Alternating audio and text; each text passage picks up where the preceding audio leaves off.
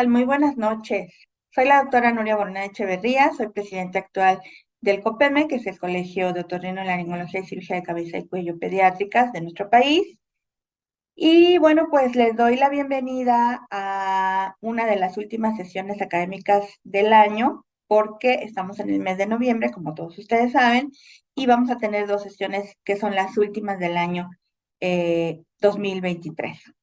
Y bueno, para cerrar con broche de oro, tenemos un temazo que es el papel de la microbiota en la vía respiratoria. Hay realmente muchísima evidencia actual que apoya que la microbiota y los probióticos tienen un papel preponderante en la génesis de muchas enfermedades y también en su prevención. Entonces es un tema súper de vanguardia y para coordinar la sesión de esta noche tenemos la presencia de una súper otorrino, joven y entusiasta, que es la doctora Marisol Guanteguido, a quien le agradecemos muchísimo su disposición y el hacer espacio para conversar con nosotros esta noche, que tenemos esta sesión. La doctora Marisol es egresada de la carrera de médico cirujano de la Universidad Nacional Autónoma de México. Ella cursó la especialidad en otorrinolaringología y cirugía de cabeza y cuello en el Instituto Nacional de Rehabilitación. Luego realizó una segunda especialidad en otorrinolaringología pediátrica en el Hospital Infantil de México, donde actualmente tiene varios años, laborando como médico adscrito. Está certificada por el Consejo Mexicano de Otorrinolaringología en ambas especialidades y también tiene su práctica privada en la Ciudad de México. Para presentar el tema tenemos un ponente súper experto en la microbiota y los probióticos, que es el doctor Carlos de la Torre, a quien la doctora Guante nos va a hacer favor de presentarnos como es debido. Yo solo quiero recordarles que tenemos todas las actividades académicas disponibles para todo el público en nuestra página del COPEME, del colegio, y que a los socios inscritos con nosotros les damos puntos para la certificación en medicina general, en pediatría y en otorrinolaringología pediátrica. Les agradecemos muchísimo a los laboratorios Chinoín por el apoyo para la realización de nuestras actividades académicas a lo largo de todo este tiempo. Ellos siempre están preocupados por estar muy en contacto con los otorrinos de este país y pues estamos muy agradecidos con ustedes. Y sin más preámbulos, les damos la bienvenida a nuestra coordinadora, a nuestro ponente y adelante con la sesión, por favor, doctora Guante. Hasta luego. Hola, muy buenas noches. Muchísimas gracias a la doctora Nuria Borronat. Yo soy la doctora Marisol Guante y es para mí un enorme placer presentar a nuestro siguiente ponente. Él es el doctor Carlos de la Torre González, es otorrinolaringólogo pediatra, es actualmente el jefe de servicio de otorrinopediatría del Hospital Infantil de México Federico Gómez y también es el profesor titular de dicha subespecialidad en otorrinopediatría en este mismo hospital. Él es también expresidente del Colegio de Otorrinolaringología y Cirugía de Cabeza y Cuello Pediátricas de México COPEME. El doctor de la Torre nos va a presentar un tema realmente fascinante, que es el papel de la microbiota y de los probióticos en la vía aérea y su papel en las enfermedades respiratorias. Bienvenido, doctor de la Torre, sean bienvenidos todos ustedes y no olviden colocar en la sección de preguntas y respuestas todas sus inquietudes, inclusive sus comentarios, y al finalizar la charla, el doctor de la Torre pues las contestará. Muy buenas noches y nuevamente todos bienvenidos. Bienvenidos a esta sesión mensual del Colegio de Otorrinolaringología y Cirugía de Cabeza y Cuello Pediátricas de México. Tengo el privilegio de presentar esta sesión. Agradezco la presentación tanto de la coordinadora como de nuestra presidenta, la doctora Nuria Boronat, y esperamos que esta sesión sea del agrado de ustedes. Estoy al final de la misma para cualquier pregunta, comentario o algún duda que pudiera surgir de la misma plática. Vamos a empezar por señalar que este tema de la microbiota y de los probióticos, y particularmente en el campo de las vías respiratorias, tiene pocos años de haber estado en el concierto de la literatura científica. Vamos a ver que la mayor experiencia que se tiene pues, es en otras áreas, y esto ha motivado que quizá todavía estemos un poquito fuera de contexto en este tema y pues por supuesto con algunas dudas al respecto. Recientemente escuché una plática sobre la historia de la otología y el conferencista hablaba de que los avances que ha habido en la otología han tenido mucha resistencia al cambio. Procedimientos que actualmente nosotros los vemos con cierta cotidianidad sufrieron precisamente de esta resistencia al cambio. Y pues bueno, él señala al final de su conferencia y nos dice, abrace el cambio, porque el cambio es constante y felices son todos aquellos que pueden acompañar este cambio. Entonces yo los invito a que nos compenetremos más en este tema y que por supuesto acompañemos a este cambio. Y este cambio pues va en relación también a lo de la parábola de los ciegos, en donde pues cada uno identifica cierta parte del elefante, como ustedes pueden ver, y cada uno de nosotros tiene una apreciación de un problema. Es difícil poder, sin tener una visión completa, dar una idea de un enfoque global a un cierto tema o una cierta área. Y esto nos lleva, entre otras cosas, a decir que pues nadie es poseedor de la verdad absoluta. Y lo que nosotros vemos ahora como algo insólito, como algo, difícil de creer, pues probablemente sea lo más común en el futuro. Hablando particularmente de los probióticos y especialmente en nuestra área, hay mucha desinformación y a veces, pues es la ignorancia, la pereza, el escepticismo, la desconfianza o la incertidumbre lo que nos lleva a que este tema quizá no permee dentro de nuestra práctica cotidiana.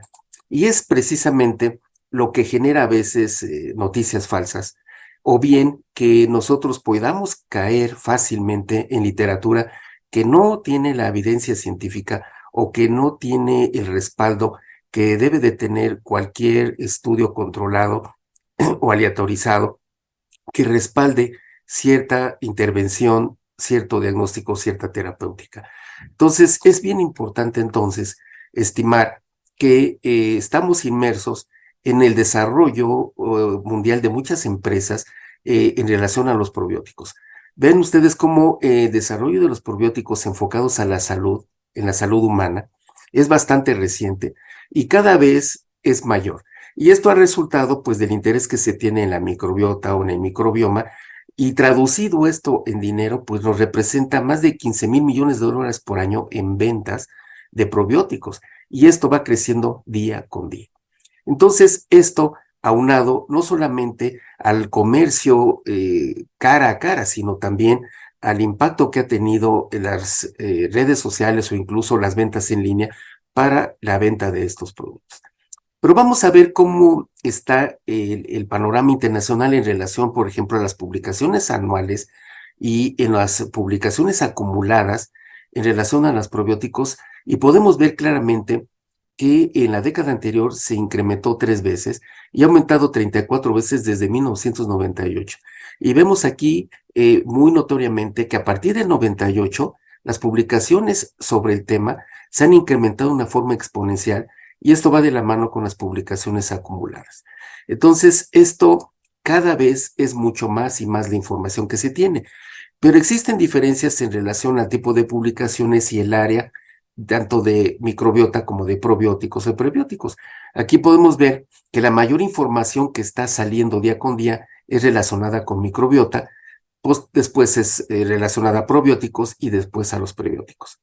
Existen algunos países que liderean la información que está saliendo al respecto. Y sin lugar a duda, los países orientales llevan la delantera, representados por China, por ejemplo, por Japón, por algunos otros países del Medio Oriente.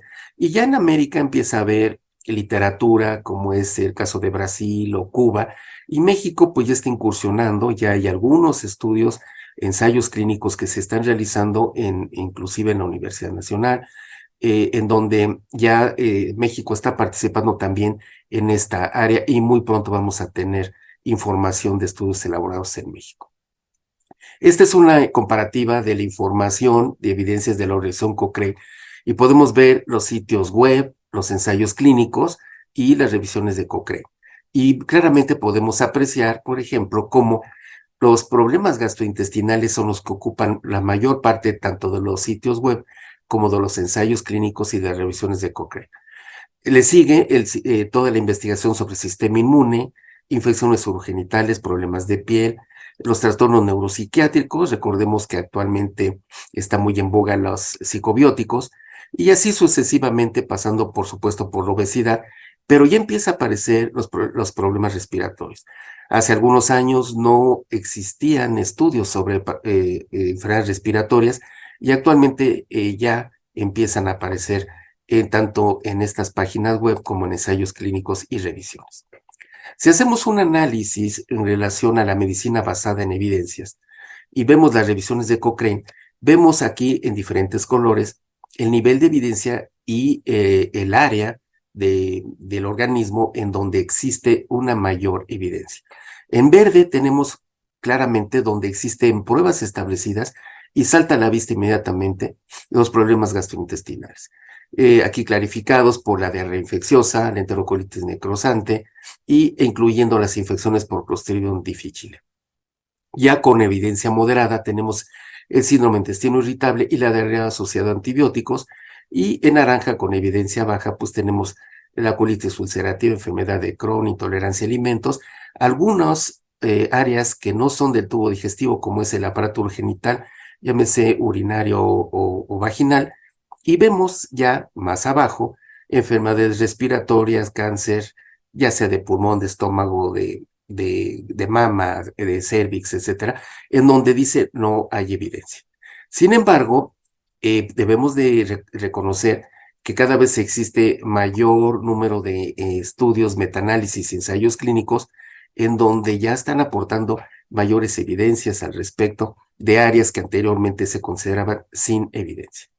Todo parte de esto, de que pues el tubo digestivo es el que ha tenido la mayor atención desde hace muchos años en cuanto a la microbiota, y por supuesto el papel de los probióticos, los prebióticos, incluso posbióticos y simbióticos. Entonces el intestino había sido el foco de atención de todo esto, pero actualmente pues ya se tiene asociación del intestino con otros órganos de la economía que se representan a través de ejes. Y entonces vamos a hablar entonces de un viaje del intestino al pulmón. Nos vamos a remontar de lo que sucede en el intestino y cómo repercute en el aparato respiratorio. Vamos a partir del hecho de que la microbiota la tenemos inmersa en nuestro organismo. Somos mitad humano y mitad bacterias. Nuestro cuerpo humano está colonizado por dentro y fuera por microbios. Anteriormente no se sabía con precisión dónde estaba la mayor cantidad de bacterias en nuestro organismo. Actualmente, a través de diferentes tecnologías, se sabe dónde existe mayor diversidad de bacterias en el cuerpo humano. Y se decía que por cada 10 bacterias había una célula humana. Actualmente se sabe que por cada bacteria hay una célula humana, y también se conoce que existe diferente abundancia y diversidad dependiendo de la región de que se trate. Aquí podemos ver claramente cómo en las manos existe menor abundancia de bacterias en relación, por ejemplo, al colon. Entonces, todos estos conceptos han venido a darnos una mejor idea de cómo se comportan diferentes partes del cuerpo en relación a la microbiota. En esta serie animada vamos a representar cómo es el microbioma. Siempre que nosotros hablamos de bacterias, pensamos que son nuestros enemigos y que debemos de eliminarlas. Tenemos en nuestra mente ese concepto de que las bacterias son malas, que no hay bacterias buenas. Y bueno, aquí tenemos claramente cómo nosotros estamos inmersos en un ambiente, y que este ambiente pues va a estar expuesto obviamente al organismo cuando el bebé nace. Cuando un niño nace, inmediatamente se empieza a colonizar, y por supuesto que va a tener una microbiota que va a hacer que le dé un sello característico a este individuo. Este sello característico es particular dependiendo de cada uno de nosotros. Es como nuestra huella digital, es como nuestro iris. Entonces, cada uno de nosotros tiene nuestro microbiota, y por supuesto que va a variar en el curso de la vida, desde que nacemos hasta que tenemos la tercera edad. Entonces, esta microbiota pues va a estar obviamente en contacto con nuestro sistema inmune, de tal forma que cuando algún agente agresor llega, inmediatamente podamos tener una respuesta inmunológica. Esta respuesta inmunológica en gran medida se ha ubicado en el intestino.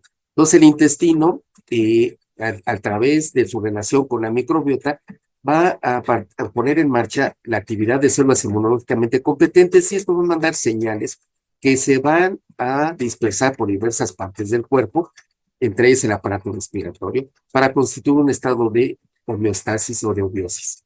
Desafortunadamente, muchas de las estrategias terapéuticas actuales han destruido con parte de nuestra microbiota y de esta manera hemos estado en un estado de disbiosis. Y esta disbiosis se ha asociado a múltiples enfermedades, no solamente respiratorias, sino en diversos órganos de la economía, de tal forma que más del 90% de las enfermedades se les ha asociado con este estado de disbiosis y bueno, una de las respuestas a esto ha sido el uso de estrategias como son los probióticos y de esta manera poder recuperar el estado de eubiosis o de homeostasis. Hemos hablado de microbiota y de microbioma. Es importante señalar que no son términos intercambiables y no los debemos utilizar como tal. Cuando hablamos de microbiota nos referimos a un conjunto de microorganismos que están presentes en un entorno definido, como puede ser la nariz, la nasofaringe, el orofaringe, los senos paranasales, la laringe, el pulmón, etc. Cuando hablamos de microbioma es un término ya más amplio porque no solamente incluye la microbiota, sino también incluye la parte de los genes, los metabolitos y por supuesto el ambiente. Aquí podemos ver claramente cómo está constituido el microbioma. Por una parte tenemos a la microbiota que no solamente abarca las bacterias, sino también arqueas, hongos, virus, protozoarios, algas. Y tenemos el teatro de actividad, es decir, la parte genética representada por ácidos nucleicos, proteínas, lípidos, polisacáridos, y todo esto inmerso en condiciones ambientales y por supuesto la participación de metabolitos microbianos como son moléculas de señalización, toxinas y otras moléculas orgánicas e inorgánicas. Si nos gusta mucho la estadística, podemos decir que desde que se descubrió el genoma humano, pues vemos la importancia que ha tenido la microbiota y el microbioma en números. Y se estima que el 90% de las células están relacionadas con disbiosis y que hasta 100,000 billones de microorganismos existen en el cuerpo humano y que más de 10,000 especies diferentes son las que se han contabilizado. El genoma humano está representado por 22,000 genes y en cambio el microbioma por 3.3 millones de genes, al grado de que se estima que el microbioma humano y por qué podría ser una solución que descansa en nuestro propio intestino. Entonces tenemos que la microbiota va a sufrir muchos cambios a través de la vida, desde el momento de la concepción hasta que se tiene la tercera edad, pasando por todas estas etapas de la adultez, adolescencia, etc.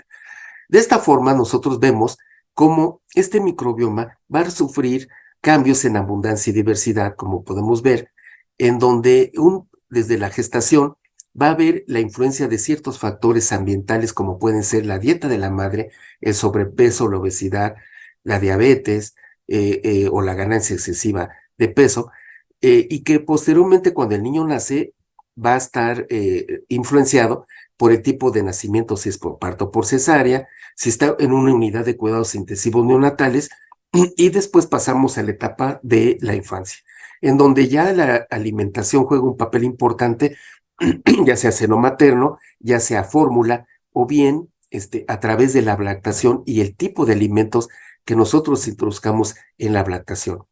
Es una etapa en donde los niños se enferman frecuentemente y donde están expuestos constantemente a los antibióticos y otros factores del ambiente, como puede ser el contacto con hermanos, sobre todo cuando existe hacinamiento, o bien cuando existen datos como o ambientes con tabaquismo o ambientes contaminados. De tal forma que podemos ver claramente cómo esta abundancia y diversidad se va incrementando a medida que las edades van pasando de la infancia hasta la adolescencia y a la adultez, en donde ya hay influencia, por supuesto, de factores hormonales, quizá de la dieta, sobrepeso, obesidad, el ejercicio, por ejemplo, la etnicidad y incluso la parte genética y la exposición a químicos al ambiente que van a hacer que estos factores influyan decisivamente en los cambios en el microbioma. Existe una situación que se ha dado a llamar los 1000 días. Estos 1000 días son críticos para el desarrollo del microbioma y de un niño, y parten desde la concepción hasta los 2 años de vida. Estos cambios se suceden con mucho dinamismo y están emparentados con el desarrollo extenso del sistema inmune. Entonces van aparejado este cambio en este microbioma con el desarrollo del sistema inmunológico, y se ha pensado que un niño adquiere la microbiota de un adulto a partir de los 2 o 3 años de vida. Vemos claramente cómo desde el momento que el niño nace va a tener diferente microbiota dependiendo del modo de nacimiento. Si es por parto, pues va a estar representado por bifidobacterias con lactobacilos. Si es por cesárea, pues por estafilococo y por la microbiota del ambiente donde nazca el bebé. Más adelante, la influencia que tiene la alimentación va a hacer que se vaya aumentando la diversidad y la abundancia de esta microbiota, al grado de que ya cuando se es adolescente adulto, vean, existe mayor diversidad bacteriana, hasta que llegamos, por ejemplo, a la etapa de la tercera edad. Hablando particularmente de la microbiota, del aparato respiratorio y especialmente de las vías respiratorias altas, no es sino hasta el año 2010, 2015, cuando empezaron a aparecer los primeros estudios sobre microbiota utilizando técnicas de secuenciación del gen 16S, es decir, secuenciación de nueva generación. Y aquí podemos ver, por ejemplo, la microbiota nasofaringea, donde se identificaron cerca de 6 millones de bacterias y casi 100 especies con 13 filas taxonómicas. Y vemos la mayor preponderancia de Moraxella, después Haemophilus influenza, Streptococo y Flavobacterium. Por ese mismo año se hizo un estudio prospectivo de niños sanos, aproximadamente 40 bebés, que se siguieron desde el nacimiento hasta los 24 meses. Es decir, se tomaron en cuenta parte de estos 1000 días críticos para el desarrollo de la microbiota. Se tomaron muestras nasofaringeas y se pudo observar que estos niños sanos al nacimiento iban a dibujar 4, 5, incluso hasta 8 perfiles bacterianos, dependiendo de las etapas en que eran examinados. Aquí podemos ver al mes y medio, a los 6 meses, a los 12 y 24 meses. Los círculos representan las bacterias y las flechas representan la cantidad de pacientes o de niños incluidos. Vemos el dinamismo que puede tener la microbiota nasofaringea en un bebé, en donde puede cambiar, por ejemplo, de una microbiota que es altamente inestable, por ejemplo, a una microbiota estable. Se pudo observar que los niños que estaban colonizados por Moraxella desde el mes y medio y que así permanecían, iban a tener una microbiota estable. También los niños que estaban colonizados por Dolosigranulum y Corynebacterium podían cambiar a microbiota por Moraxella a los 6, 12 y 24 meses. Sin embargo, resultó más difícil cuando la colonización era por Haemophilus y por estafilococo. Entonces, cuando la colonización era por Haemophilus o estafilococo, era muy difícil que pudiera migrar hacia Moraxella y tener una microbiota más estable. Todo esto se pudo relacionar con la alimentación al seno materno. Esto es, que los niños que tenían una microbiota estable eran los niños que estaban alimentados con seno materno. Y la traducción clínica que tuvieron esos bebés es que tuvieron menos infecciones respiratorias durante estos primeros 2 años de la vida. No así los niños que tenían una microbiota inestable, en donde padecían más infecciones de tipo respiratorio que el primer grupo. Entonces, todo esto nos lleva a que es un problema multifactorial, en donde los factores que yo ya mencioné, por supuesto, bajo el sello de la carga genética, entonces nos va a dar una microbiota balanceada, estable y resiliente, es decir, la capacidad que tiene el individuo de mantenerse estable a pesar de situaciones de estrés. De tal forma que lo ideal sería que nosotros tuviéramos un balance entre estas bacterias protectoras y oportunistas y comensales, y no que estos patógenos oportunistas predominaran y que vencieran las bacterias protectoras, porque esto se traduciría como con una microbiota imbalanceada, menos estable y muy propensa y susceptible a las infecciones. Hablando específicamente del área de cabeza y cuello, aquí les muestro a ustedes una revisión de PubMed y Google Scholar desde 1980 hasta el 2020, en donde se pueden analizar los estudios que se incluyeron para esta revisión, abarcando, por supuesto, las áreas de la otorrinolaringología como son faringe, senos paranasales, oído y laringe, y vemos entonces cuáles son los artículos que se quedaron para esta revisión, y la conclusión a la que se llegó es que los datos que tenemos sobre el microbioma en cabeza y cuello siguen siendo limitados, y esto en parte tiene una explicación, como ya mencionábamos al principio, en donde la parte de investigación en el área respiratoria es relativamente reciente. Y esto pues permite no tener conclusiones robustas hasta el momento. Sin embargo, sí podemos sacar conclusiones preliminares. Y unas de ellas son que los comensales que tenemos en cabeza y cuello varían dependiendo de la región de que se trate. Es decir, es diferente en nariz, senos paranasales a oído y oído a faringe, o lo que puede ser en laringe. Se sabe que parece que la disbiosis que se presenta en estos padecimientos se debe a un ambiente, se debe a un ambiente que ha sido alterado, y que esa alteración en el ambiente provocó esa disbiosis con alteraciones en el microbioma, y todo eso favoreció la infección. De tal forma que no basta con tener únicamente la bacteria, o el virus, o el hongo, lo que sea, sino que se requiere que exista disbiosis con cambios en la microbiota para que de esta manera se pueda producir la enfermedad. La microbiota respiratoria también tiene influencia del ambiente, y así tenemos que influye la vía aérea, el aire, y por supuesto también la región a la que nos estemos refiriendo.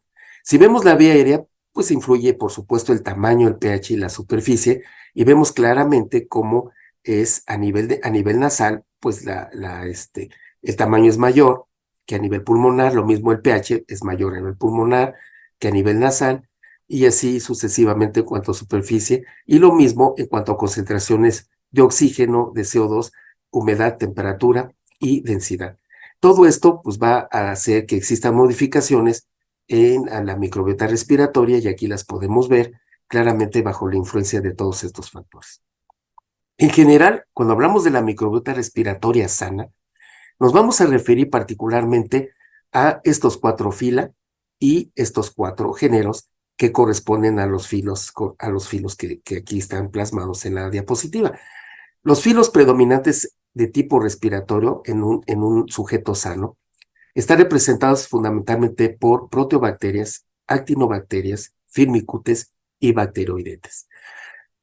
Las proteobacterias están representadas fundamentalmente por los géneros Pseudomonas, Haemophilus y Moraxella. Firmicutes por Streptococcus, Staphylococcus y Aloyococcus, del cual actualmente se discute mucho su patogénesis en relación a otitis media, por ejemplo, y no se sabe si es un comensal, si realmente es patógeno, todavía está en discusión esa parte. Los bacteroidetes con Prevotella y Fusobacterium, y actinobacterias con Corynebacterium. Entonces, en toda la información que nosotros veamos referente a aparato respiratorio, va a estar mencionándose fundamentalmente estos filos y estos géneros. Hace muchos años se pensaba que el aparato respiratorio únicamente estaba colonizado en la vía aérea superior. Actualmente se sabe que esto no es cierto. Si ustedes ven, por ejemplo, este libro de patología de Robbins, que muchos de nosotros llevamos en la escuela de medicina, nos menciona que es una especie de milagro que el tejido pulmonar se mantenga estéril, lo que atestigua la eficiencia de diversos mecanismos de defensa pulmonar. ¿Por qué? Porque en ese entonces se pensaba pues que el pulmón era estéril. Actualmente no, actualmente se sabe que el pulmón tiene una microbiota, y si bien es cierto, no tiene la abundancia y la diversidad que tiene el tubo digestivo, sí tiene una microbiota representativa. Aquí podemos ver claramente cómo simplemente por los colores existen diferencias en la microbiota nasal y en la microbiota oral, y quizá la nasal esté más semejanza con lo de la piel y la oral con el tubo digestivo. Pero vemos cómo existe un balance en la microbiota del pulmón, y eso está debido a varios mecanismos. Uno de ellos es por emigración o eliminación microbiana a través de la tos el transporte mucociliar y, por supuesto, la participación de la inmunidad innata y adaptativa. Pero también existe un mecanismo que hace que entren bacterias hacia el aparato respiratorio, y esto es a través de microaspiraciones. Microaspiraciones que muy probablemente vengan, o en su mayoría, por el tubo digestivo, que hacen que se colonice nuestra mucosa respiratoria. De tal forma que el microbioma de la vía aérea superior es el resultado de un balance de entrada de bacterias por microaspiraciones y por el egreso o salida de bacterias a través de la tos, el transporte mucociliar, etcétera. Y ese equilibrio es el que nos va a dar un microbioma sano. Cuando existen enfermedades estructurales o enfermedades pulmonares, entonces va a haber una mayor replicación microbiana pulmonar con una mayor biomasa microbiana.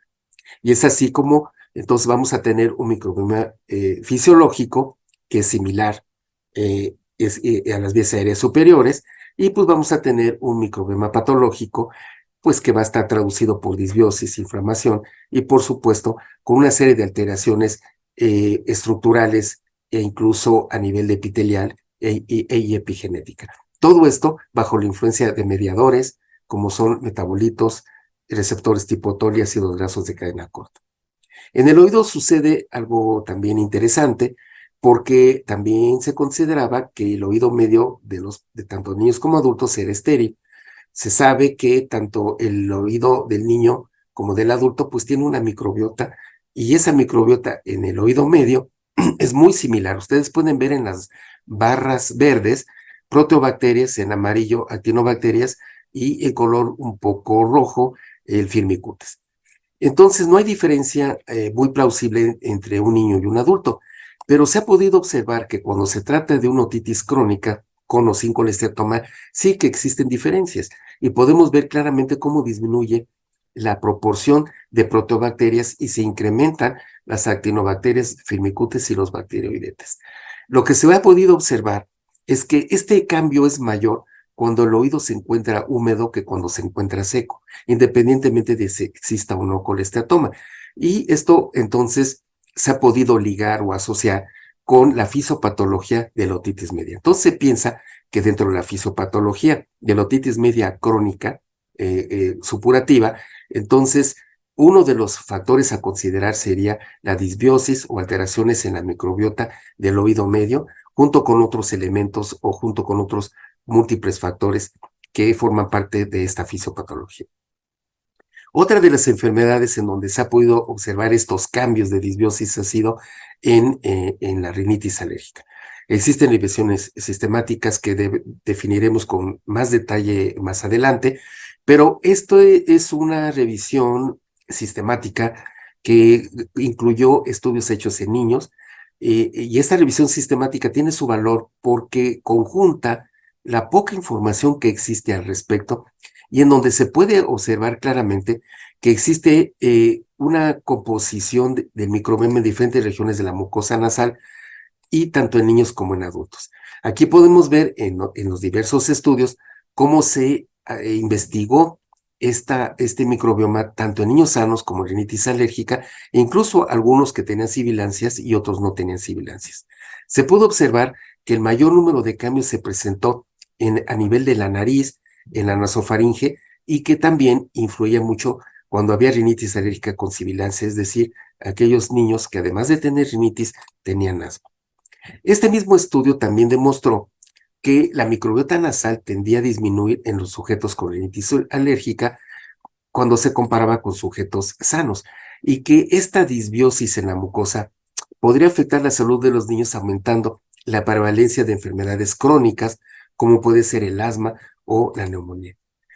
Y algo también interesante que arrojó este estudio es que había un predominio del Filum bacteroidetes y disminución de Firmicutes. ¿Qué importancia tenía esto? Bueno, porque Firmicutes se ha asociado a una producción de butirato, que es un ácido graso de cadena corta, que es muy importante para mantener la integridad de la barrera intestinal y asimismo mantener en control este estado de inflamación que se tiene. Muestra de ello es los estudios que se han hecho en animales de experimentación, en donde se les ha provocado congestión nasal y en donde se ha podido observar que administrando butirato en la mucosa, se ha podido revertir estos cambios inflamatorios a nivel precisamente de la mucosa nasal.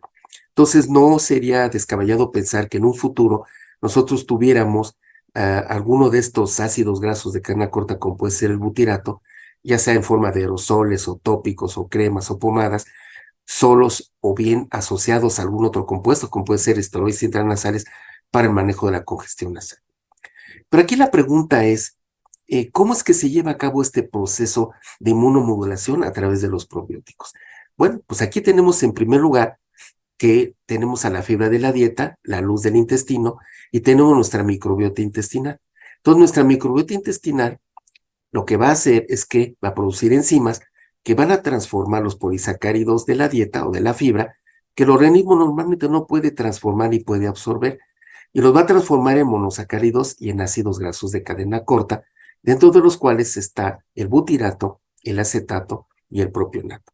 El butirato particularmente es utilizado como fuente de energía por los colonocitos, y estos ácidos grasos de cadena corta viajan al hígado para la síntesis de lípidos, pero también tienen otras funciones como son el estar en contacto con células inmunológicamente competentes y desencadenar una respuesta de inmunomodulación. De tal forma que al actuar con los neutrófilos va a favorecer la eliminación de patógenos, y al actuar con macrófagos, células dendríticas, disminuye la producción de citocinas. También va a haber una disminución de la contracción de la vía aérea y aumento en la apoptosis al estimular a los eosinófilos, y esa ha sido una de las razones por las cuales se ha empleado estos probióticos en padecimientos como el asma bronquial, precisamente por disminución en la contracción de la vía aérea. En las células linfoides innata, pues disminución de citocinas tipo 2, y en los linfocitos T y B, aumento de la interleucina 10, que es una interleucina antiinflamatoria, que juega un papel muy importante en todos los fenómenos alérgicos. Y por supuesto la producción de IgA.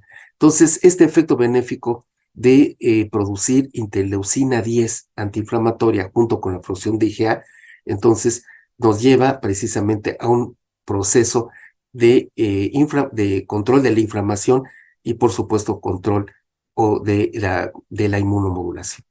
Entonces, todos estos fenómenos los podemos ver aquí claramente como los prebióticos, cuando son ingeridos con la dieta, como es el caso de las fibras, como celulosa, fructano, etcétera.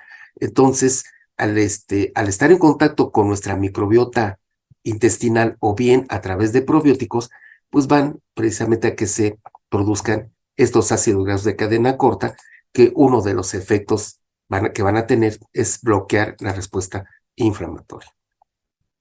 ¿Por qué hemos hablado de todas estas relaciones del intestino y sobre todo con el aparato respiratorio?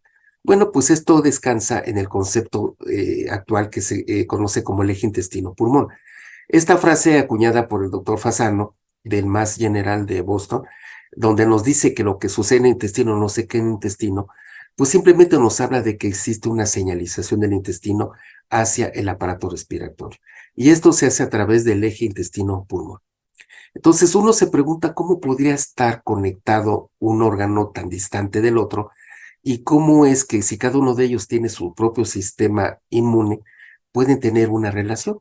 Y bueno, partimos del hecho de que el colon es el órgano que está más abundantemente colonizado, y que esta microbiota que tenemos a nivel del intestino ha hecho que ya se considere esta microbiota ya no como un órgano comensal, sino como un órgano metabólico que tiene funciones nutricionales, reguladoras de la inmunidad y, por supuesto, con participación muy importante en la inflamación sistémica.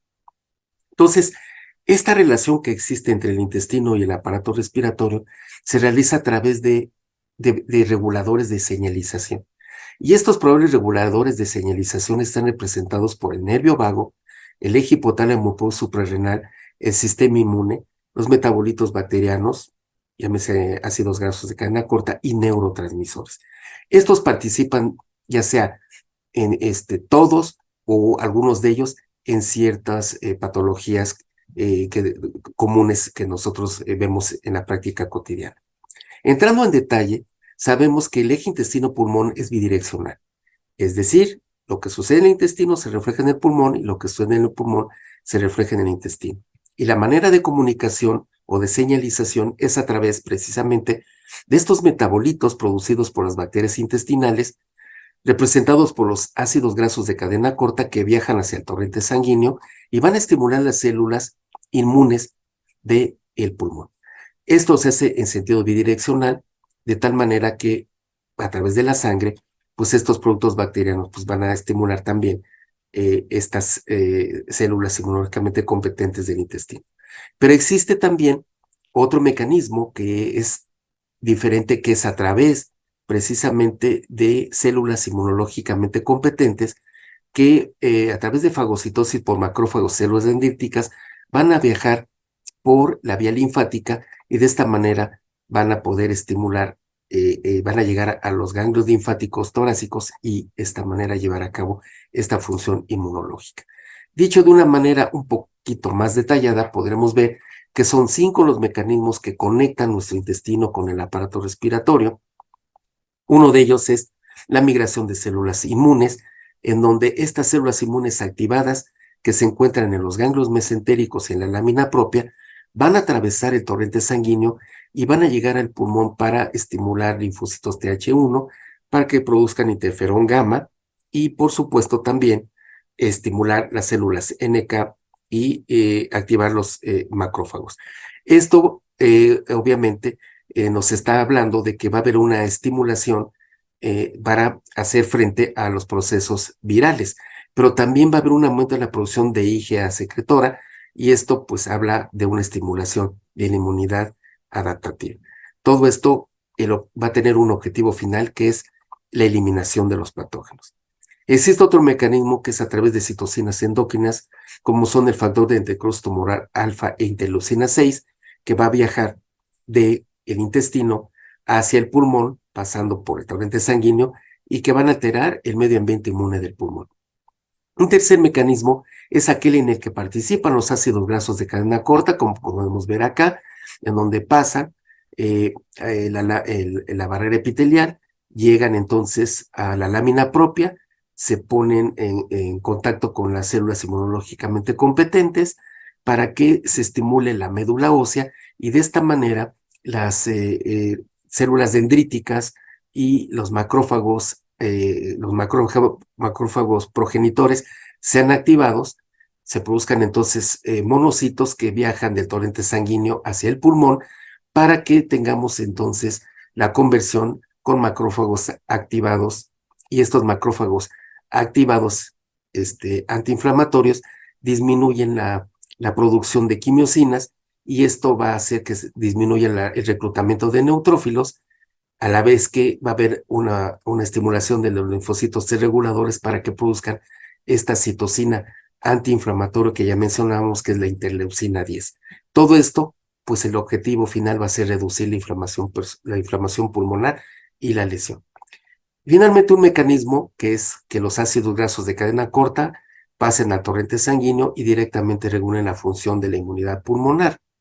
Y el otro, pues, es directamente el paso a través de microaspiraciones de bacterias del intestino hacia el pulmón, como ya mencionábamos cuando hablamos de la microbiota del pulmón.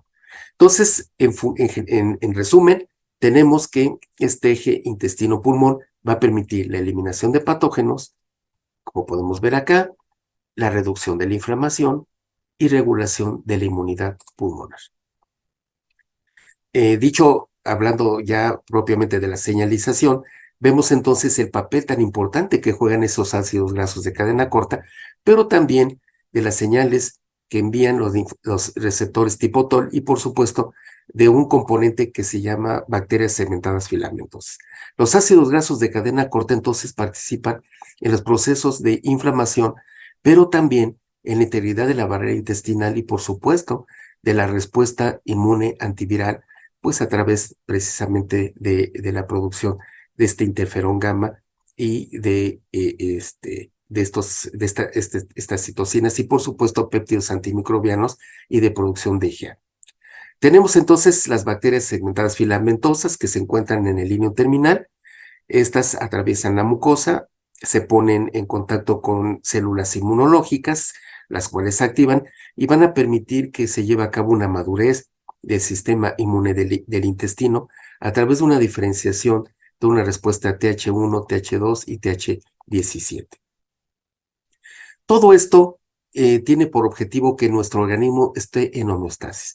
Si nosotros tenemos todos estos factores que se conjugan para que nosotros tengamos una dieta sana, ejercicio, o que consumamos probióticos o que tengamos un estado de homeostasis, entonces vamos a favorecer el estado de salud y estos son las respuestas que nosotros vamos a tener a través de una estimulación de los linfocitos T reguladores con un aumento de esta interleucina 10, del factor de necrosis tumoral alfa interferón gamma, que nos va a permitir hacer frente a las infecciones, sobre todo de tipo viral, y por supuesto una disminución de interleucina 4 y 5, 13, que nos va a permitir, junto con una disminución de eosinófilos, hacer frente a los procesos alérgicos.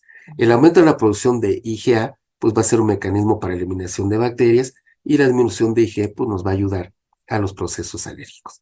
Cuando todo esto no ocurre y estamos en un estado de disbiosis, ya sea porque tomemos antibióticos o porque tengamos una dieta de tipo occidental rica en grasas, carbohidratos, proteínas, tabaquismo, ambiente poco saludable, etcétera, todo esto va a llevar a un estado de disbiosis que se ha asociado, por supuesto, a todos estos padecimientos crónicos como asma, EPOC, fibrosis quística e incluso padecimientos agudos como son infecciones respiratorias que se ven comúnmente en la comunidad. Dicho en resumen, el eje intestino-pulmón, entonces parte de que tengamos una microbiota saludable que nos va a permitir tener una respuesta inmunológica eficiente para controlar la infección y la inflamación y tener un pulmón saludable. Cuando existe un estado de disbiosis, ya sea porque nuestros factores genéticos nos predispongan a ser susceptibles a los antibióticos, a las infecciones, a dietas desequilibradas, pues vamos a tener una respuesta inmunológica deficiente que no nos va a permitir hacer frente a la inflamación y a las infecciones.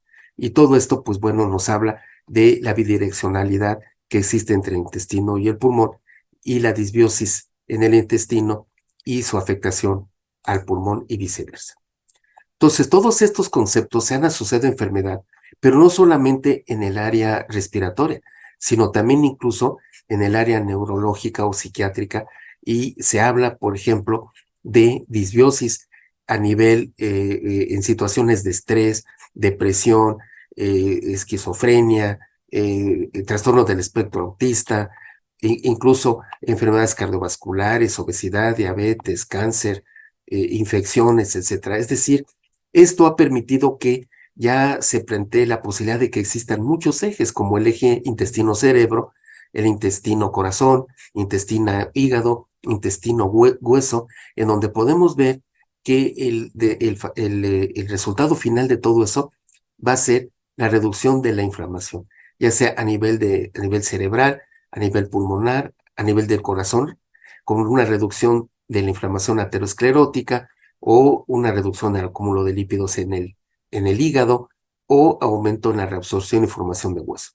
Pero no solamente es en estos órganos, sino también se habla, además de enfermedades cardiovasculares, por ejemplo, de un eje intestino-ojo que se ha relacionado con degeneración macular, el mismo eje intestino-ojo con ojo seco y uveitis, o con glaucoma, o con retinopatía del diabético.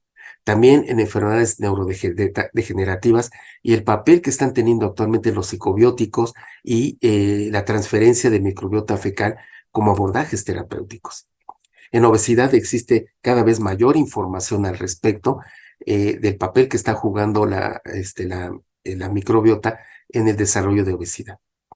Nos quedaríamos con la frase de este autor, donde a pesar de todo lo que hemos hablado y de lo que hemos conocido a últimas fechas, finalmente todavía me queda mucho por entender sobre estas vías de señalización y el papel que desempeñan en la salud y en la enfermedad.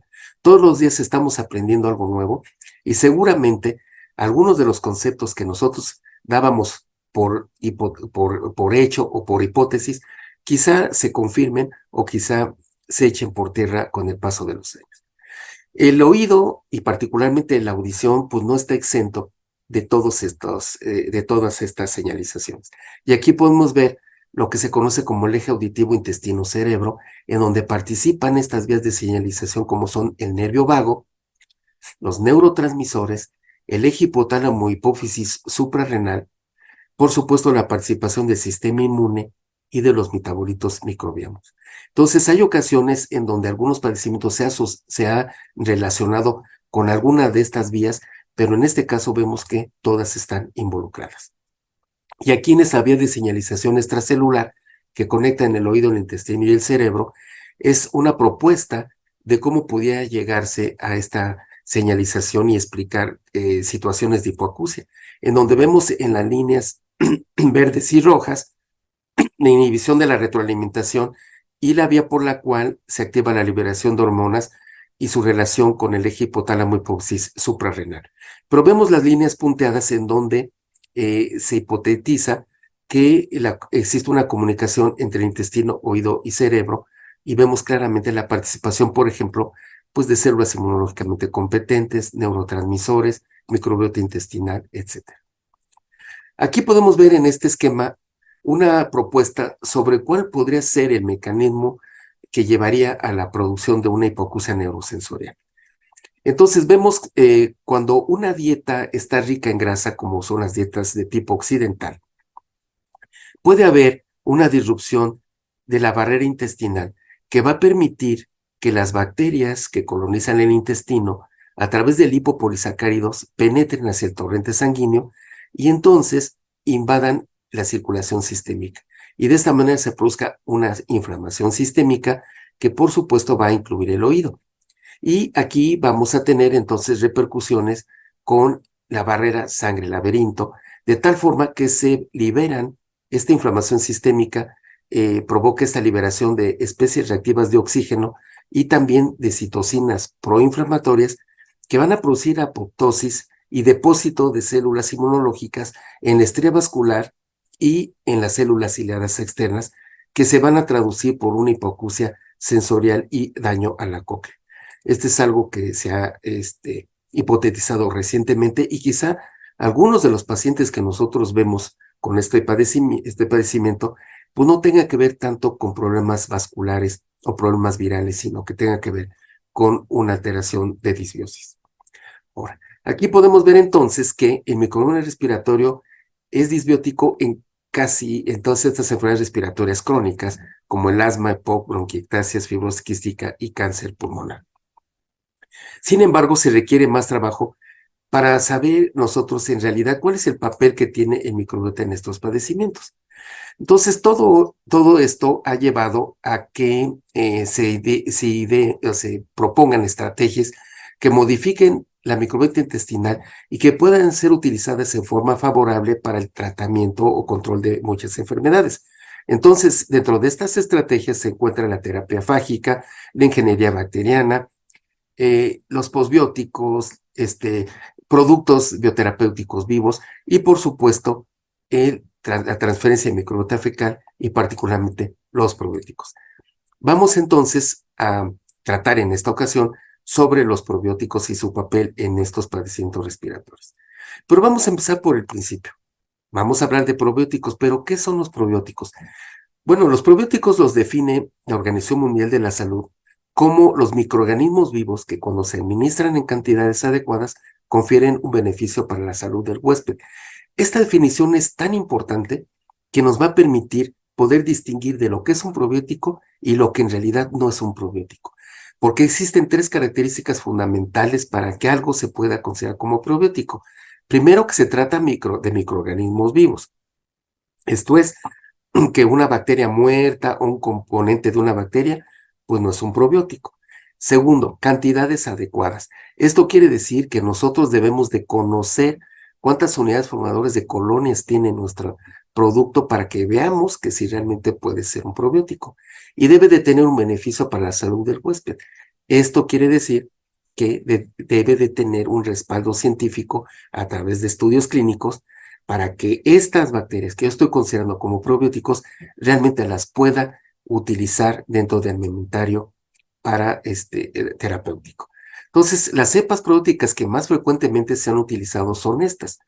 Son las que se conocen como BAL, bacterias de ácido láctico o bacterias productoras de ácido láctico. Entonces, las bacterias BAL o de ácido láctico son las que más frecuentemente se utilizan y dentro de ellas pues destacan por supuesto los lactobacilos.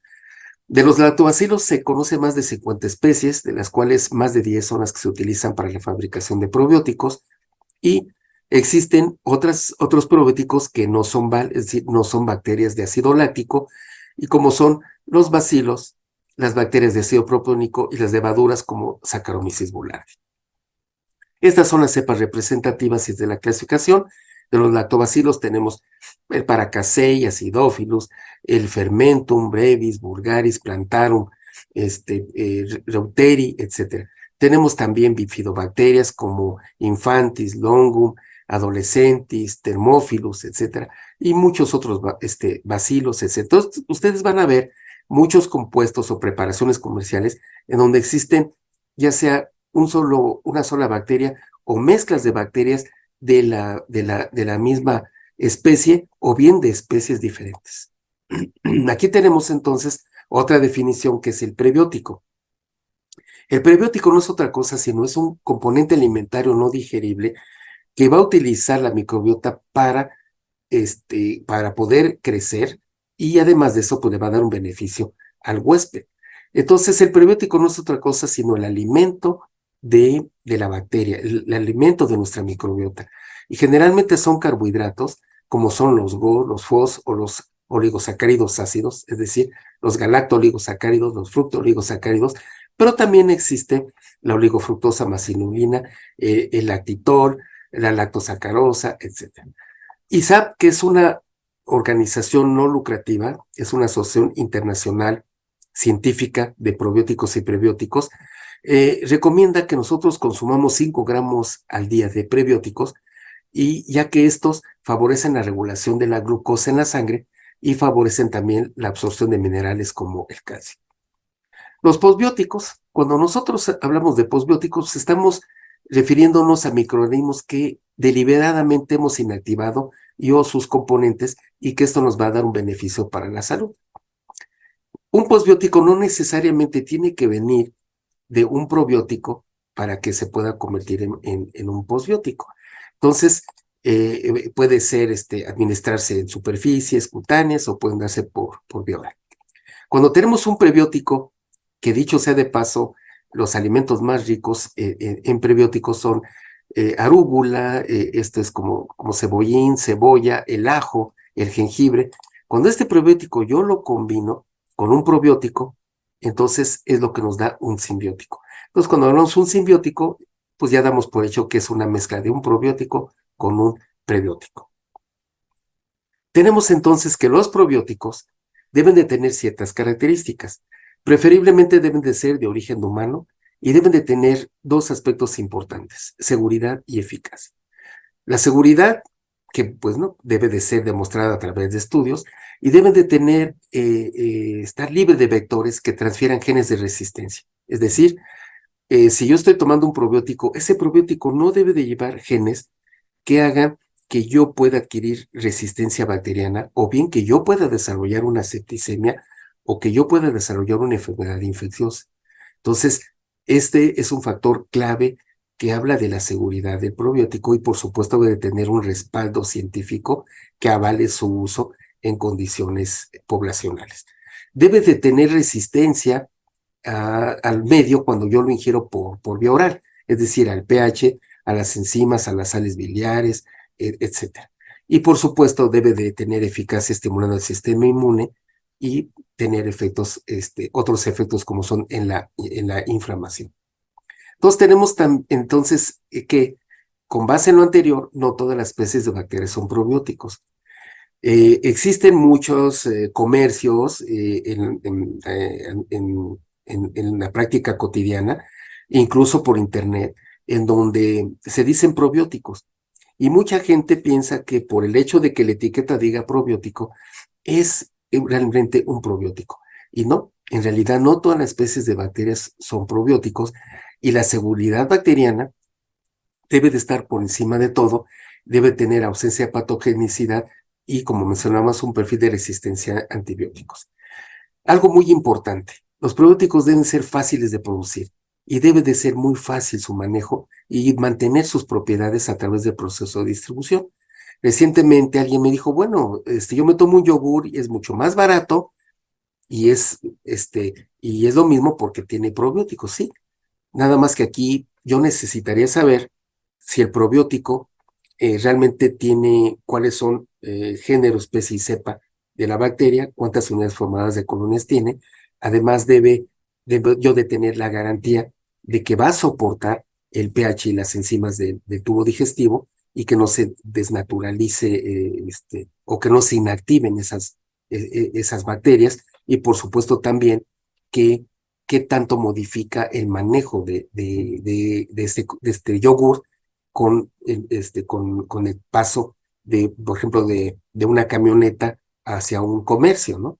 Entonces, si este yogur estuvo 4 o 5 horas expuesto en el calor, pues bueno, pues ahí seguramente ya no queda ninguna de las bacterias vivas. Entonces sí debemos de tener mucho cuidado porque además debemos de seleccionar nuestro probiótico fijándonos en la etiqueta.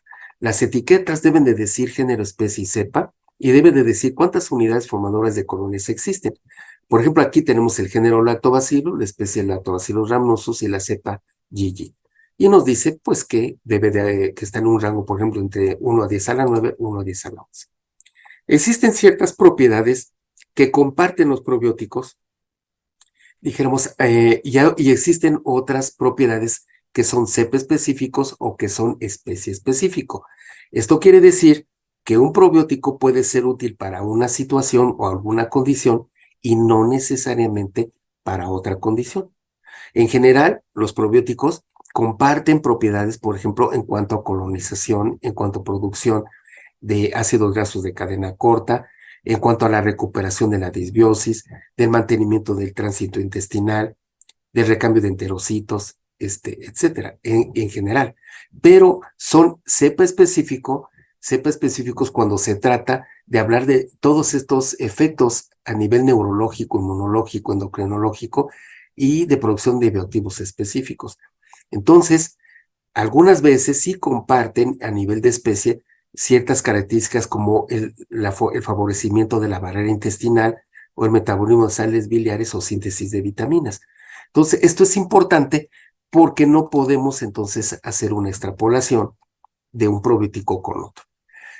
¿Cómo interpretar la etiqueta de un probiótico? Bueno, aquí tenemos que fijarnos en el uso recomendado, la dosificación, la información para el almacenamiento, cómo debe de estar el producto para asegurar su eficacia y su seguridad, los ingredientes, incluso los excipientes que tiene, cuántas cápsulas contiene o cuál es la forma de presentación, la fecha de caducidad, la empresa y la información de contacto por si hubiera un evento adverso, por ejemplo, debe decir género, especie y cepa de la bacteria, y pues cómo hacer una selección inteligente. De acuerdo a ISAP, entonces nos dice primero que esté respaldado por la ciencia.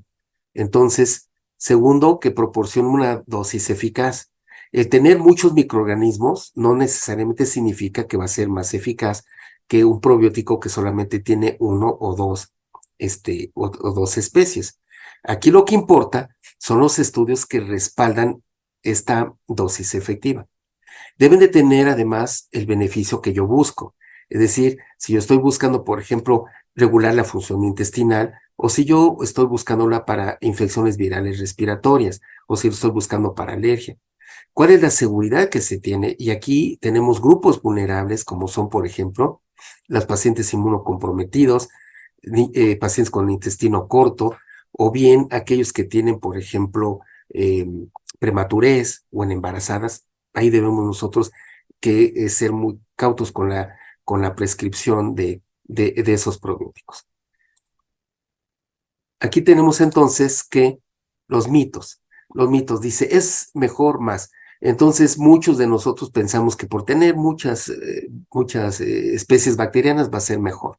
También se dice que ¿Es mejor el número de cepas? No, en realidad lo que nosotros es que tengamos los estudios que respalden la eficacia de este probiótico. La especificidad de las cepas es importante. Los científicos coinciden en que todos los probióticos son iguales. Tenemos que ver cuál es el objetivo que nos planteamos. Si nosotros queremos tener un intestino saludable, bueno, pues entonces quizá tengamos que utilizar algún tipo de probiótico y pues eso lo tenemos que ajustar a nuestro estilo de vida. Algo muy importante que quiero mencionar son los aspectos de seguridad y que debemos de ser muy cautos cuando elijamos un probiótico. Los aspectos de seguridad se han establecido a través de estas evaluaciones de seguridad y uno de ellos es el GRAS, que se aplica en los Estados Unidos a alimentos y alimentos médicos. Entonces, el GRAS significa generalmente reconocido como seguro. Entonces, si el probiótico tiene la certificación GRAS, quiere decir que por lo menos en Estados Unidos está reconocido como seguro. Existe otra calificación que es la QPS, que es de la Unión Europea, que se aplica también a alimentos y a probióticos, que significa presunción calificada de seguridad. Tenemos otra regulación que es la GMO, que es organismo modificado genéticamente, también de la Unión Europea, y tenemos el UPS, que es la Convención de Farmacopea de los Estados Unidos, que aplica para suplementos de la dieta. Entonces, todo esto pues ha permitido concluir que los probióticos se han utilizado incluso en recién nacidos prematuros para prevención de enterocolitis necrosante. Hay estudios que hablan de probióticos en pacientes con VIH, con cáncer y en algunas otras situaciones de inmunocompromiso. Es decir, el tener inmunocompromiso no es una contraindicación absoluta de usar un probiótico, sino que debemos de tener precaución para su uso. Si es un paciente que tiene, ¿cómo se llama? Una neutropenia muy severa o el estado de inmunocompromiso es muy severo, entonces definitivamente no utilizarlos, este tipo de probióticos, ¿verdad? En cambio, si es un paciente a lo mejor con un VIH, pero que está muy bien controlado, que su estado de inmunocompromiso no es importante, pues entonces probablemente se pudiera utilizar. Entonces, en general, se considera que son compuestos muy seguros, e inclusive se habla de embarazadas que puedan ser utilizados, aunque se estima o se estipula que deben emplearse, repito, con precaución en pacientes que tienen cierto grado de inmunocompromiso, como son pacientes con SIDA, con linfoma, síndrome de intestino corto, pancreatitis grave, o aquellos que están sometidos a corticosteroides a largo plazo. En general, se puede decir que la seguridad también va de la mano con todo el proceso para la elaboración de un probiótico. Esto es importante que lo conozcamos porque esto nos va a dar una pauta para elegir un probiótico que realmente esté respaldado por una empresa o un laboratorio que tenga todas las características de confiabilidad. Entonces, vean ustedes los factores para la evaluación de la seguridad de los probióticos, como desde la cepa del probiótico, cómo se utilizan especies tradicionales con historia de uso seguro y especies de nueva generación, luego la secuenciación del genoma completo, la valoración de la resistencia antibiótica con el fenotipo, el genotipo, el monitoreo lo más extensamente posible, después la calidad del producto y la seguridad, la administración del producto probiótico y pues la población a la cual va dirigida. Entonces, pues si bien es cierto que se están desarrollando cada vez mayor cantidad de probióticos, en ciertas poblaciones vulnerables nosotros debemos de ser mucho más estrictos y las autoridades regulatorias sugieren que debe de haber una verificación por parte de terceros en donde se estipule la pureza, la potencia y la identidad para que de esta manera pues nosotros tengamos seguridad con este tipo de población. Existen algunas guías o algunas páginas en donde nosotros podemos ver cuáles son estos probióticos que tienen este perfil de seguridad. Esta es una guía de productos probióticos disponibles en Estados Unidos, es del 2023, la última actualización, en donde vienen varios apartados como son salud del adulto, salud vaginal, salud pediátrica, alimentos funcionales, y esta es la liga, por si ustedes quieren descargarla. Aquí vienen todas estos apartados y vienen incluso los nombres comerciales de los probióticos. Repito, este es a nivel de Estados Unidos. También a nivel de Estados Unidos existe esta guía. Esta guía se puede descargar, la actualización es del 2020 por App Store, y donde vienen, por ejemplo, indicaciones, dosis, evidencia clínica a la fecha, etcétera. Esta guía generalmente se actualiza periódicamente, y esta es una muy buena información que nos da sobre los probióticos. Todo esto nos lleva a que la eficacia de los probióticos no es extrapolable y que existen cepas diferentes que no necesariamente van a producir resultados similares.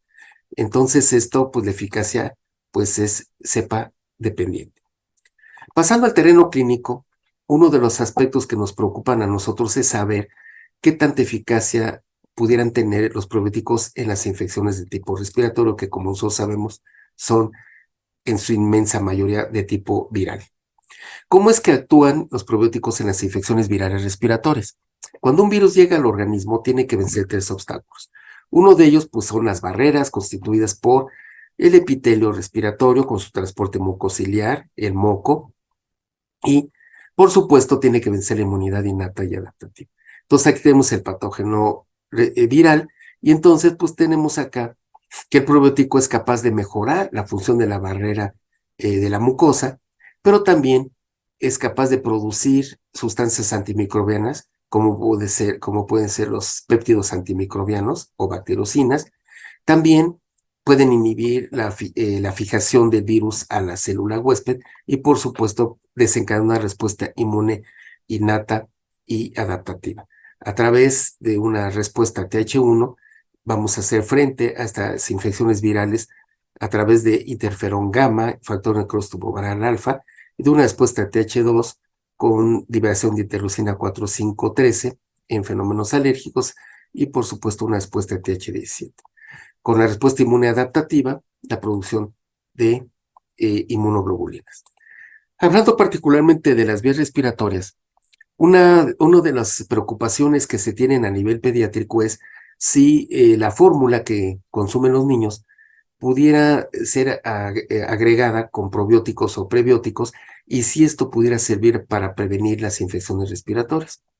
Para ello me voy a referir a esta revisión sistemática con metaanálisis, en donde se pudo observar que, si bien es cierto que los resultados son muy contradictorios, son heterogéneos, pero todo parece sugerir que una fórmula PRO, es decir, la adición de prebióticos y probióticos a la fórmula infantil, podría tener un buen efecto protector contra las infecciones respiratorias, como se ve en este estudio. Aquí les presento los resultados de revisiones sistemáticas y metaanálisis que se han realizado con probióticos en diferentes poblaciones para la prevención y el manejo de las infecciones virales de las vías aéreas superiores, particularmente pues gripes o catarros. Aquí todo lo que ustedes ven significa que no hubo ningún efecto. Entonces aquí tenemos, por ejemplo, esta revisión sistemática con metaanálisis, en donde no hubo diferencias significativas en la duración de la enfermedad entre los grupos estudiados. Otra revisión sistemática con metaanálisis, esta revisión sistemática de Cochrane, en donde no hubo eficacia cuando se midió la duración de la infección respiratoria aguda. Sin embargo, existen otra revisión sistemática y metaanálisis con 12 ensayos aleatorizados, en donde sí se pudo observar que había una reducción en la duración de los episodios de infección respiratoria aguda y una reducción del ausentismo escolar y reducción en el consumo de antibióticos. Aquí tenemos otra revisión sistemática con metaanálisis que se llevó a cabo en niños de 3 meses de edad hasta a personas adultas, y en donde se pudo observar un acortamiento en los episodios de la enfermedad y reducción en número de días y de ausentismo escolar y laboral. Entonces vemos aquí cómo esta información es heterogénea. Algunos hablan que sí, otros hablan que no hay beneficio, Y pues cuando se hace un análisis, dependiendo de la etiología viral, aquí en el recuadro ustedes pueden ver cómo en este ensayo doble ciego controlado con placebo en prematuros, entonces se vio una disminución en la incidencia de la infección respiratoria inducida por rinovirus. En este ensayo doble ciego controlado con placebo en niños con otitis recurrente y con mezclas de varias especies de probióticos, entonces pudo observar pues una disminución en el número de muestras con bocavirus tipo 1. También otro ensayo doble ciego controlado con placebo, niños de guardería con lactobacillus rhamnosus GG, en donde pues los niños tuvieron menos días de síntomas respiratorios por mes. Vemos aquí otro estudio en donde no hubo ningún efecto en la ocurrencia de virus respiratorios, pero en este estudio abierto, con casi 3,000 niños escolares, entonces se pudo observar que pues, durante la epidemia de influenza, pues hubo un menor número de infecciones de influenza en el grupo que bebía probióticos comparado con el grupo que no consumía bebidas con probióticos. Y aquí vemos, entonces algunos con diferencias, otros con ninguna diferencia. Este análisis reciente de Cochrane del 2022, que es una actualización que hicieron los mismos autores de su primer estudio en el 2015, entonces reúne 23 ensayos controlados con casi 7,000 participantes en los que se empleó principalmente el Lactobacillus plantarum y Lactobacillus paracasei con estas unidades formadoras de colonias durante más de 3 meses, y el objetivo es ver si la administración prolongada de estos probióticos podía disminuir la frecuencia de infecciones respiratorias de vías superiores. Los resultados que se tuvieron es que en términos generales se reduce casi un 20% la tasa de incidencia de infecciones respiratorias, es decir, de casos nuevos. Y si son más de 3, se reduce casi en un 38%, y si es un episodio de infección respiratoria viral, es un 20%. Entonces vemos claramente pues que si bien es cierto no es una panacea, pues sí varía una eficacia entre un 20% hasta un 38 o 40%. Ese es el resumen de los mecanismos de los probióticos y la evidencia clínica en las infecciones del tracto respiratorio. Y tenemos los efectores, los estudios in vitro, los estudios in vivo y los estudios clínicos en humanos. Me voy a referir a los estudios clínicos en humanos y cuál es la evidencia clínica.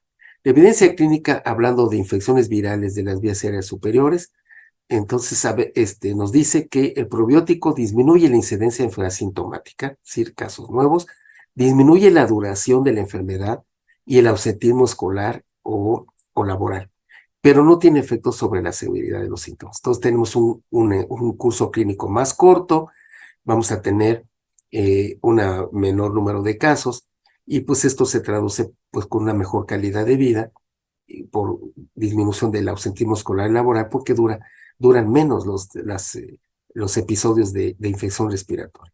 Entonces, la conclusión de este metaanálisis o de los metaanálisis es que los probióticos se asocian a una menor incidencia y duración de las infecciones respiratorias leves, tanto en niños como en adultos. Y se dice que, pues, si se consumieran más probióticos que antibióticos, pues esto traduciría menos gasto para los sistemas de salud y menos días laborables y escolares perdidos. En el COVID se empezaron a emplear los probióticos en parte porque se basaba en observaciones indirectas y por la eficacia que se había podido observar de estos compuestos en las infecciones de tipo viral respiratorio.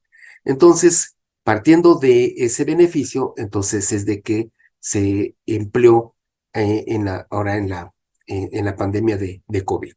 Entonces, también basado pues, en la relación que existe del intestino con el pulmón. Entonces, ¿cuáles son las pistas que sugieren esta posible aplicación de probióticos? Pues una de ellas es seguramente porque los probióticos modularían el receptor AC2 reduciendo la inflamación. Otro sería porque reducen las infecciones de las vías aéreas superiores e inferiores, por la relación que existe entre el intestino y la vía respiratoria, por la mejora en la inmunidad de la mucosa y la barrera intestinal y pulmonar favoreciendo la homeostasis, y porque pues en algunos pacientes con COVID se había documentado una reducción de lactobacilos y bifidobacterias en el intestino. Entonces, estos son factores que hicieron que muchos investigadores empezaran a ensayar probióticos para el manejo del COVID. Este es un estudio que se realizó en México, cuádruple ciego, en un hospital del sur de la Ciudad de México, en el que se empleó un probiótico que contiene 3 especies de Lactobacillus plantarum, que son el 033, 022 y 023, y una especie de Pediococcus acidilactice. Este compuesto se conoce como AB21, y este AB21 está certificado por QPS, que es la agencia europea que ya dijimos que habla pues de la calificación de la presunción de seguridad, también GMO y también el Status GRAS de los Estados Unidos y de salud en Canadá. Entonces, este AB21 tiene como función mejorar la función de la barrera mucosa y también aumentar la inmunidad adquirida. Estas las unidades formadoras de colonias que contiene, que son 2 por 10 a la 9, y este probiótico se utilizó por 30 días en pacientes adultos que tenían COVID leve, ninguno estaba hospitalizado, ninguno estaba en situación crítica, la mitad de ellos tenían comorbilidades, y cuando se comparó con placebo, se pudo observar que tanto los pacientes de grupo placebo como los de grupo control, ninguno de ellos evolucionaron hacia terapia intensiva o hacia un fallecimiento.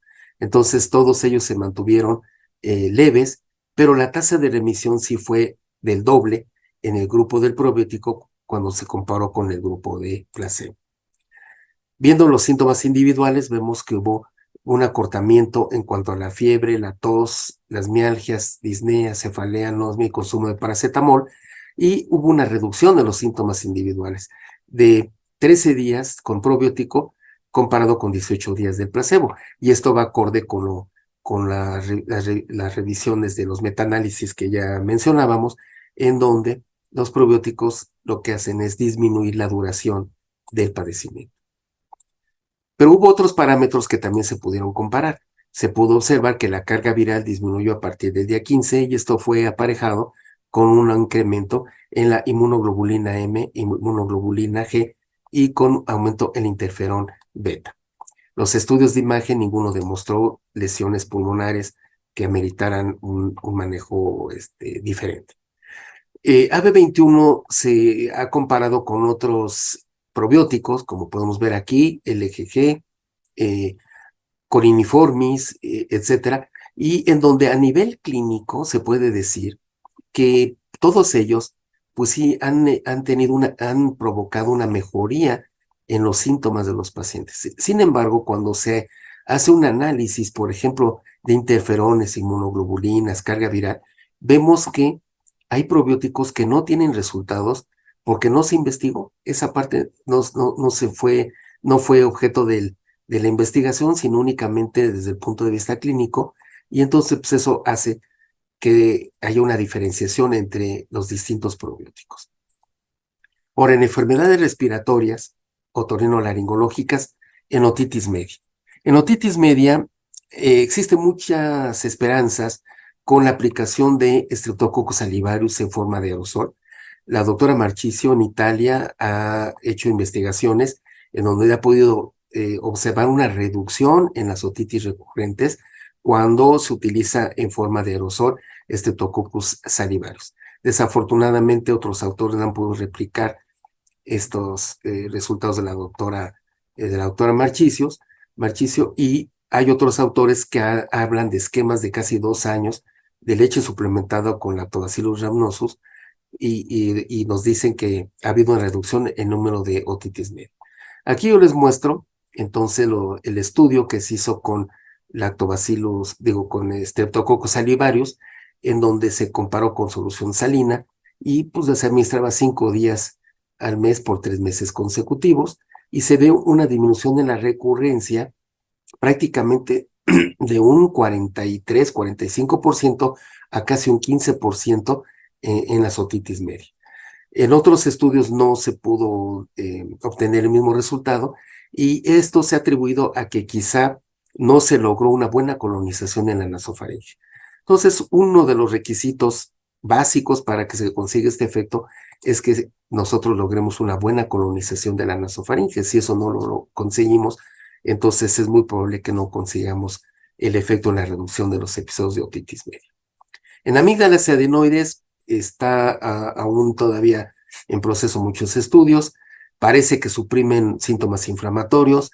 Se están diseñando y haciendo estudios con Streptococcus salivarius y Streptococcus oralis, pero todavía nos falta más información. En rinosinusitis crónica, particularmente Enterococcus fecalis, ha reducido las exacerbaciones de rinosinusitis crónica, y donde se ha podido observar es que el beneficio es mayor cuando se da por tiempos prolongados. Entonces, ciclos prolongados por más de un mes proporcionarían un alivio en la rinosinusitis crónica más allá de los episodios agudos. En rinitis alérgica se ha visto que los probióticos mejoran la calidad de vida y, por supuesto, disminuyen los síntomas nasales. Pero en esta revisión que se hizo de ensayos controlados, una revisión sistemática, nos decía que no había parámetros inmunológicos que se modificaran, como son la relación TH1-TH2, los eosinófilos, la IG específica, y que, bueno, si bien es cierto de que faltan la comprobación en estos parámetros inmunológicos, pues el beneficio sí era plausible en las modalidades de la rinitis alérgica, aunque se necesitaban más estudios para evaluar su eficacia a largo plazo. Los quiero mostrarles aquí cómo ese concepto de que no había modificación en los parámetros inmunológicos no es correcto. Aquí tenemos varios comparativos. Uno de ellos es Lactobacillus helveticus en rinitis alérgica, en donde a dos grupos se les administró leche fermentada con Lactobacillus helveticus y se comparó con placebo una vez al día durante 4 meses. Y lo que se pudo observar es que la administración de leche fermentada con Lactobacillus helveticus alivió la rinitis alérgica perenne cuando los síntomas eran leves o moderados, posiblemente a través de la supresión de eosinófilos, tanto en sangre como en moco nasal. Tenemos otros estudios, por ejemplo, en donde se compara el probiótico con la eficacia de un antihistamínico como es la cetiricina. En este caso se empleó Lactobacillus paracasei y se comparó con cetiricina en pacientes pediátricos menores de 5 años con rinitis alérgica perenne, y en donde se pudo observar que este probiótico, que es Lactobacillus paracasei, fue tan eficaz como la cetiricina en niños pequeños para el tratamiento de rinitis alérgica perenne. Es decir, que todos estos parámetros clínicos, como congestión, estornudo y reprurito, no hubo diferencia significativa cuando se comparó con el grupo de cetiricina. Entonces, esto nos habla del beneficio en rinitis alérgica. Existen otros estudios en donde se comparan, donde se mezclan bifidobacterias, por ejemplo, Longum infantis y breve, es decir, 3 cepas en niños con rinitis alérgica estacional y asma intermitente. Nuevamente, estudio doble ciego, aleatorizado, controlado con placebo, pacientes pediátricos, administración 4 semanas, y en donde se pudo observar que la mezcla de probióticos mejoraron significativamente los síntomas y la calidad de vida, y que incluso el grupo placebo tuvo empeoramiento de los síntomas. Entonces, la conclusión a la que se llegó es que mezclar estos probióticos fue superior que el placebo en todos los parámetros en niños con rinitis alérgica inducidas por polen y asma intermitente. Entonces, estamos viendo varios ejemplos de probióticos donde existen 2 cepas, donde existe una cepa, o donde pueden existir especies diferentes y varias cepas. Entonces, por ejemplo, en este caso, que es este probiótico NBP para rinitis alérgica, y cómo induce la expresión de esta interleucina 10 antiinflamatorio en un ensayo clínico de 4 semanas. Entonces, aquí podemos ver ensayo controlado con placebo, y en donde se tomó en cuenta la mejoría o los cambios en los síntomas nasales totales y en este test de control de síntomas, que es el RCAT, en pacientes con rinitis alérgica perenne. Pero vemos aquí cómo se modificaron estos parámetros inmunológicos. Vean ustedes, se modificó el perfil de la IG específica para dermatofagoides, interleucina 10, de la relación interleucina 10, interleucina 4 y de la 10 interleucina 13. Y también, pues reguló esta interleucina 10, que es uno de los marcadores asociados a rinitis alérgica. Entonces vemos claramente cómo sí se modifican estos parámetros inmunológicos. Y aquí tenemos una mezcla de probióticos de bifidobacterios animales y Enterococcus faecium para la prevención de síntomas de rinitis alérgica en niños. Aquí es para prevenir. Y entonces, pues este es un estudio aleatorizado al grupo de intervención, es un estudio también controlado versus placebo, y en donde hubo una reducción de los síntomas nasales después del tratamiento con probiótico y del consumo de fármacos. Particularmente este estudio tiene su valor porque demostró una reducción en el uso de antihistamínicos orales, corticoides y ambos fármacos. Es decir, el tratamiento de base de estos pacientes de su rinitis alérgica se redujo cuando se utilizó el consumo de estos probióticos. Aquí en esta tabla resumo los estudios más recientes que hay sobre probióticos en rinitis alérgica, y simplemente en esta área sombreada de azules para señalarles los hallazgos inmunológicos que se modifican con la adición del probiótico, como son interleucinas, linfocitos CD4, células TH2, IgE, células B, etc.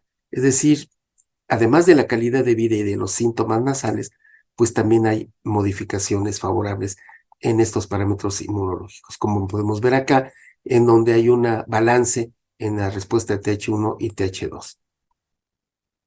Aquí vemos nuevamente investigaciones recientes del 2022, estudios aleatorizados doble ciego controlados con placebo, utilizando Lactobacillus plantarum, y en donde se pudo ver pues, un aumento en interferón gamma y una inducción de una respuesta inmune TH1 y el balance en la respuesta de TH1, TH2, que es lo que nosotros buscamos promover. Muy recientemente, este año, se actualizó el Consenso Internacional de Alergia y Rinología en el tema de rinitis alérgica de la doctora Sarah Weiss, y en donde, cuando habla de probióticos, claramente establece que el nivel de política es que es una opción. Es decir, los probióticos ya se consideran como una opción y se consideran como coadyuvantes para pacientes con rinitis alérgica estacional o perenne sintomática. Entonces ya tienen un papel dentro del manejo de la rinitis alérgica, por supuesto, como coadyuvantes a nuestra terapia convencional. Entonces ya está como una opción. Entonces, en conclusión, vemos que los avances que ha habido en el manejo de la rinitis alérgica y el uso de probióticos, pues es que estos compuestos tienen beneficios claros para los pacientes con enfermedad y pueden representar parte fundamental del tratamiento a futuro. Tienen excelentes resultados en la regulación inmunológica, pero todavía quedan muchos aspectos, muchas lagunas, ciertas situaciones que hay que investigar. Necesitamos explorar cuáles son las cepas óptimas, las que nos den mejores resultados, las dosis, la duración del tratamiento con probiótico, el esquema de selección, por cuánto tiempo, si hay poblaciones que sean más susceptibles de beneficio que otras, si hay alguna modificación porque haya coexistencia de comorbilidades, es decir, qué papel tiene, por ejemplo, de seguridad, en fin. Todavía queda mucho por investigar, aunque la información más reciente nos habla de una tendencia favorable, como ya lo dice el consenso de rinitis alérgica de la autora Weiss, de tener un beneficio adicional al manejo de la rinitis alérgica y por lo tanto poder usarse como coadyuvantes. En síntesis, podemos decir que donde existen más evidencias en el área otorrinolaringológica es en gingivitis, periodontitis, caries dental. Donde existe o se requiere investigación adicional es en otitis, en rinitis alérgica estacional, adenoiditis, amigdalitis, mucositis, y en donde la evidencia clínica es inexistente o es insuficiente es en las displasias orales, en prótesis de voz, cicatrización de heridas y taponamientos nasales. Entonces, para concluir, estos son los posibles mecanismos de acción de los probióticos. Cuando nosotros damos un probiótico, estamos fomentando una respuesta tipo 1, con una producción de interferón gamma, interleucina 6, factor de necrosis tumoral alfa, que nos va a permitir hacer frente a infecciones virales. Un aumento en la función T reguladora con un incremento en de interleucina 10, que sabemos que es una citocina antiinflamatoria y que es una pieza clave en el proceso o en la fisiopatología de la alergia. Disminución de la respuesta TH2 con disminución de una IgG alérgeno específica, IgG antígeno específica y disminución de interleucina 4-5-13. Vamos a disminuir la infección a través de un aumento en la producción de IgA y aumento en la producción de bacteriocinas, y vamos a disminuir la inflamación a través de un aumento en la producción de ácidos grasos de cadena corta y disminución de células inflamatorias. De esta manera, los probióticos compiten con los patógenos por los nutrientes y los receptores para la unión con la mucosa intestinal y en el caso del respiratorio con la mucosa respiratoria. También producen sustancias como ácidos grasos de cadena corta y bacteriocinas que van a tener esa función de protección. Van a tener una regulación en la producción de neurotransmisores y, por supuesto, mejorar la función de la barrera epitelial y la inmunomodulación a través de estimulación del sistema inmune innato y adaptativo. Entonces, de esta manera, los probióticos compiten con patógenos por los nutrientes y receptores de unión, protegen a través de producción de bacteriocinas y ácidos grasos, modulan la respuesta inmune, mejoran la barrera intestinal y neurotransmiten. Todo esto va a permitir que nosotros tengamos un estado de salud en balance, un estado de eubiosis y pues evitar que tengamos un estado fuera de balance, es decir, de disbiosis asociado a enfermedades.